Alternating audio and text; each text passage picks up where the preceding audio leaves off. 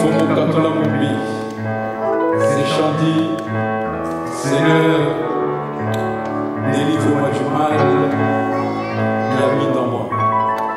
Merci.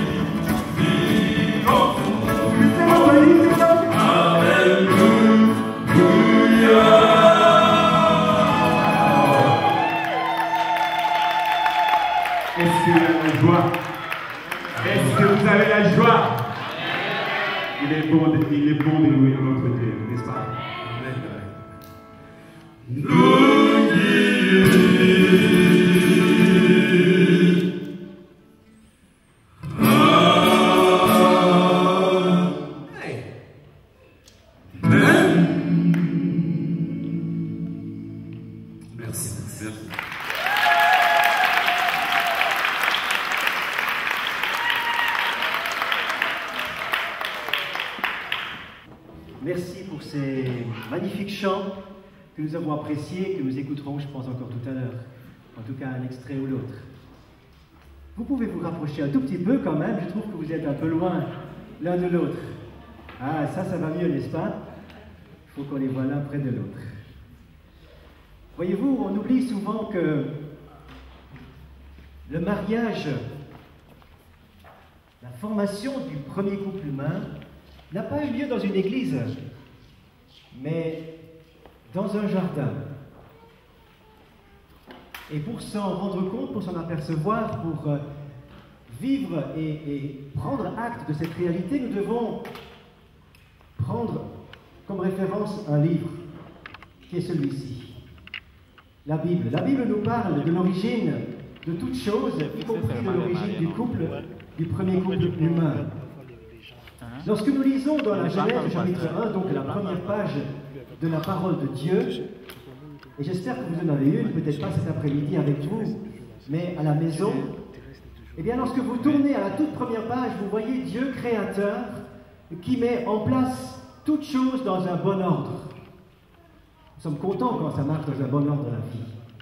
Dieu a tout prévu pour faire marcher toutes choses dans un ordre précis, qu'il a prévu, qu'il a géré lui-même, qu'il a mis en place lui-même dès le début. Et dès le début, fait partie des origines, le premier couple, le couple humain. Donc le mariage est quelque chose qui trouve son origine au début de toute chose, au début de la création. Et même nous lisons que le couple humain est en fait le centre de la création. Ah, vous êtes au centre aujourd'hui, mais en fait, dans le cœur de Dieu et dans le plan de Dieu, vous êtes au centre de son plan. Au centre. Car lorsque le premier couple humain a été créé, Dieu dit « Et voici, cela était très bon ». Ça, c'est l'appréciation que donne la Bible sur le couple humain. « Et voici, cela était très bon ». Et lorsque vous lisez ces premiers chapitres, chapitre 1 et chapitre 2, qui parlent de cela, eh bien, nous lisons que Adam a d'abord été créé seul et que sa première tâche n'est pas de chercher une femme, non. Mais la première tâche qu'il reçoit, c'est très intéressant de lire ça, la première tâche qu'il reçoit, c'est de cultiver et de garder le jardin. Déjà, il y a toute une parabole, toute une sagesse. Car avant de recevoir une femme, l'homme doit être capable de prendre ses responsabilités, n'est-ce pas? N'est-ce pas, messieurs? Avant de recevoir une femme, il faut déjà être capable, avec l'aide de Dieu bien sûr, mais en mettant en œuvre toutes ses ressources, de cultiver quelque chose et de garder quelque chose. Nous ne sommes pas tous des cultivateurs, mais tout de même, aujourd'hui, Adam était quelqu'un qui devait cultiver et protéger.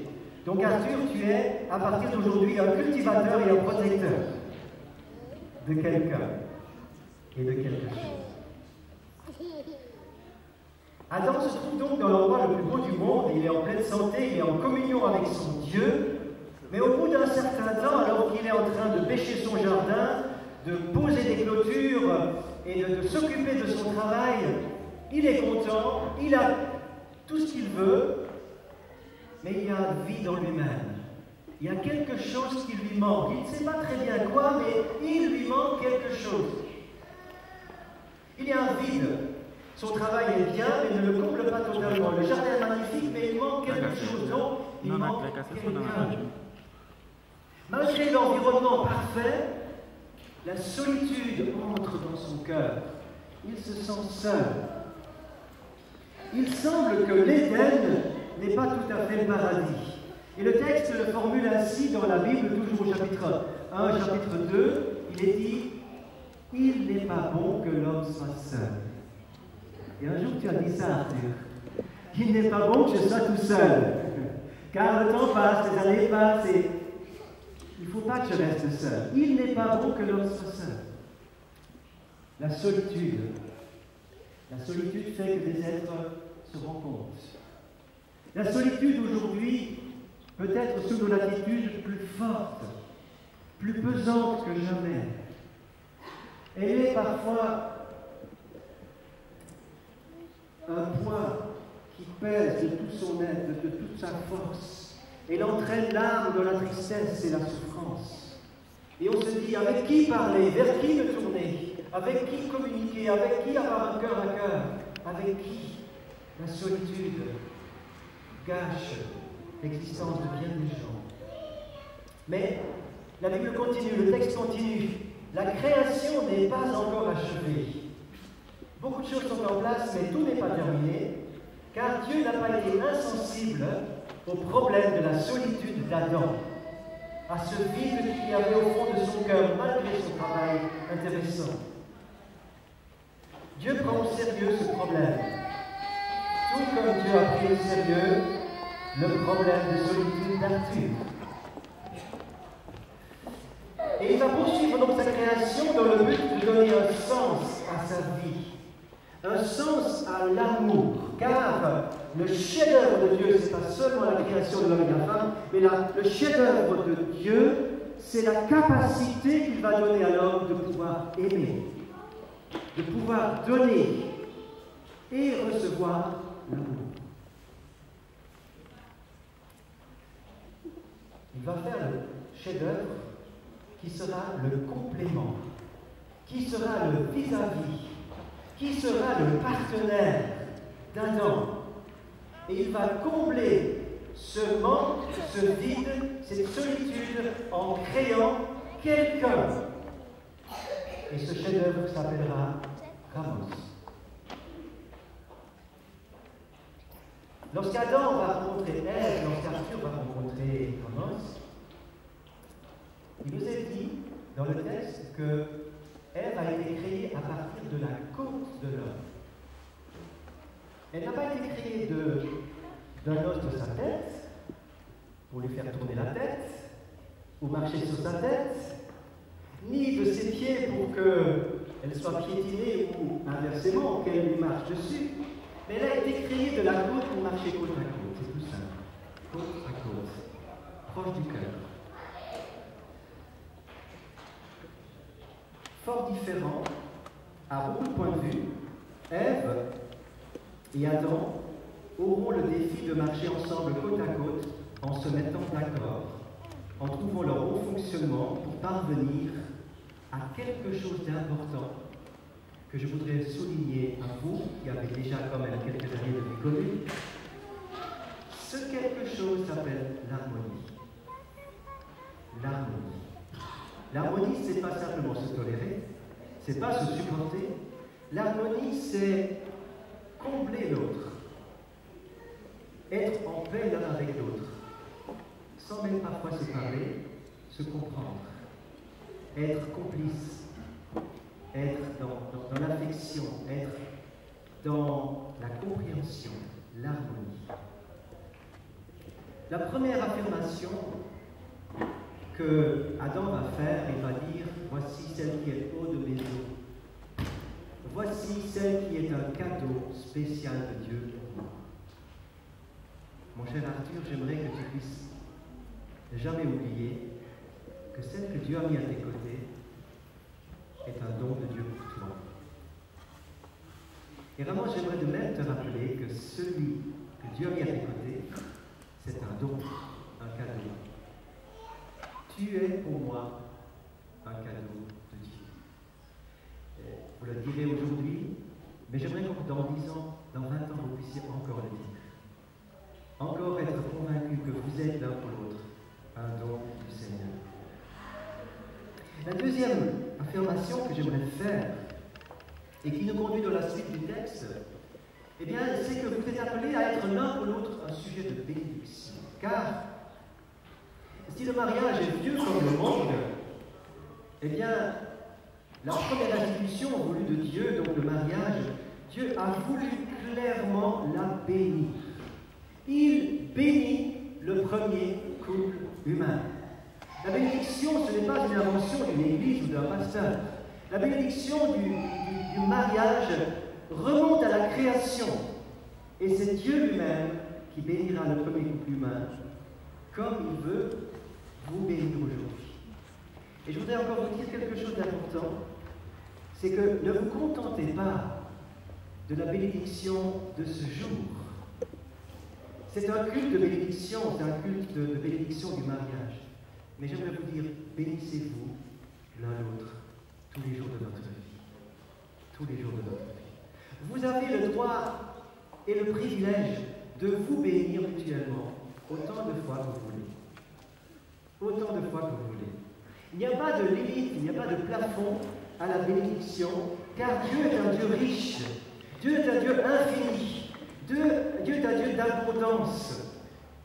Et il désire vous communiquer sa bénédiction. Encore faut-il la demander, encore faut-il la désirer, encore faut-il réaliser que sans elle, vous restez pauvre.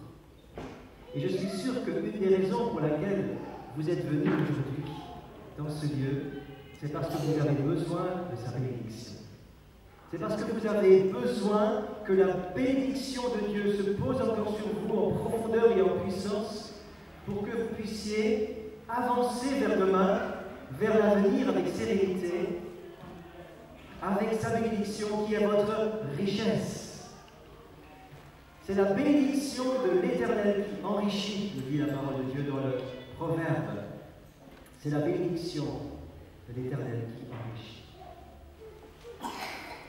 Il nous est dit encore, toujours dans les 2 premiers chapitres de la Genèse, puisque c'est de là que nous tirons notre texte, l'origine de la création et du couple humain, c'est que lorsque Adam va rencontrer Ève et qu'il va l'aimer instantanément, il va y avoir non seulement ce coup de foudre, non seulement cette révélation de la beauté, de l'amour qui va naître, mais il va se passer quelque chose sur lequel j'aimerais m'attarder à l'instant. Il va dire, voici eau de mes os, chair de ma chair. Jésus va dire ces paroles en parlant des couples, il va dire, les deux ne seront plus deux, mais une seule chair, que l'homme ne sépare pas ce que Dieu a uni. Et je voudrais vous rappeler que ce texte est capital dans votre vie couple, et je parle pour tous les couples ici présents. Ce texte est capital dans tous les couples parce que ce que Dieu unit, n'oubliez pas que c'est Dieu qui le fait. Même si c'est vous qui avez choisi de vous unir, c'est quand même Dieu derrière tout ça qui vous a unis. Même si des tempêtes viennent, des difficultés, des tensions peuvent venir et surgir dans l'unité du couple, c'est quand même encore Dieu qui vous a unis. Et Jésus ajoutera que l'homme ne sépare pas ce que Dieu a uni. Que l'homme ne sépare pas ce que Dieu a uni. Si Dieu unit, il vous donnera toujours le moyen de rester unis. Si Dieu unit, je répète ça, il vous donnera toujours les moyens de rester unis. Lorsqu'Adam déclare, voici celle qui est eau de mes os, chair de ma chair, eh bien, il déclare par là, voici celle avec laquelle je veux rester attaché. Attaché. Dans la Genèse chapitre 2, verset 24, il est dit, l'homme quittera son père et sa mère, s'attachera à sa femme, et ils deviendront un. L'attachement. L'attachement est absolument capital. L'attachement, c'est ce quelque chose, cette colle invisible qui est entre vous et qui fait que ça tient. Cet attachement, c'est l'aspiration profonde au fond de vous de ne plus pouvoir vivre l'un sans l'autre, de partager toute votre existence, de tout mettre ensemble dans un pot commun.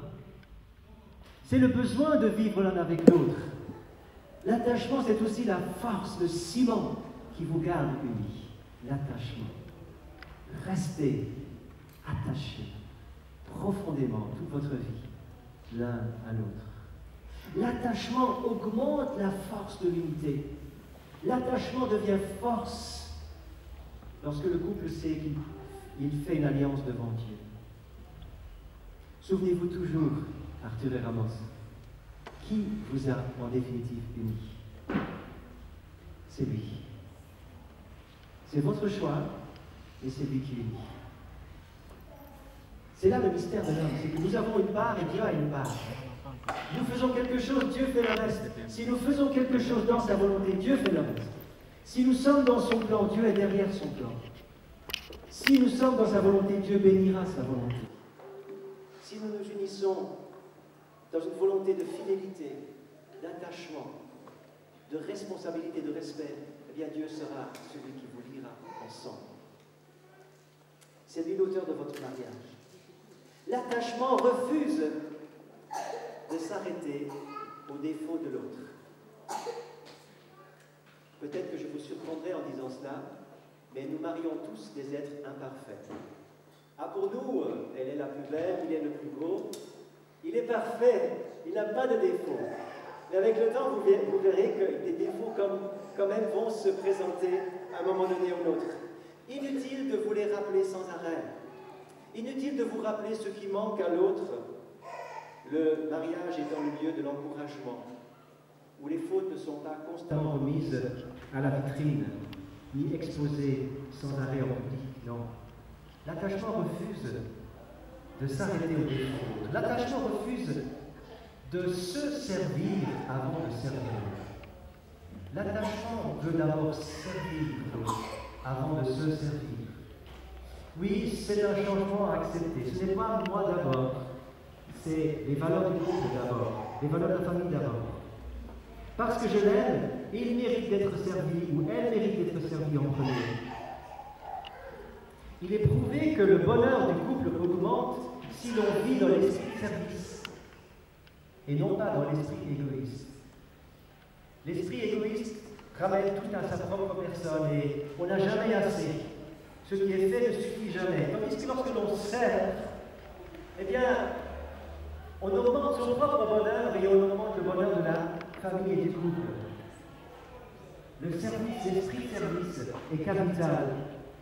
Et nous devons ainsi abandonner, oui, je dis bien abandonner notre mentalité d'égoïsme et de renoncer à quelque chose, faire un effort pour augmenter le bonheur de l'autre. L'attachement donc refuse de s'arrêter au défaut de l'autre, l'attachement refuse de se servir d'abord au lieu de servir l'autre, l'attachement refuse aussi de s'arrêter à l'âge. Bien sûr, tu as tout fait, Ramos, pour paraître sous ton meilleur jour aujourd'hui. Et Arthur, tu as tout fait pour paraître sous ton meilleur jour. Aujourd'hui, c'est très bien comme ça, mais inévitablement, les ravages du temps vont faire leurs effets. Inévitablement, un jour, on vieillira tous. Et prendre de l'âge, c'est l'idée de Dieu. Acceptons-la avec humilité, car avec l'âge, vous augmentez votre sagesse. Et avec l'âge, vous augmentez votre harmonie l'un avec l'autre. Donc l'attachement ne s'arrête pas à l'âge lorsque peut-être un jour ou l'autre vont commencer à se manifester un petit peu, lorsque les cheveux vont un petit peu grisonner, ou lorsque le dos va un petit peu se courber, ou lorsqu'on va courir un peu moins vite, etc. Eh bien, l'attachement ne s'arrête pas à ces choses-là, mais prend les choses avec philosophie et avec sagesse. L'attachement, c'est prendre position en refusant que quoi que ce soit commence à vous détacher. Que quoi que ce soit qui veut vous détacher.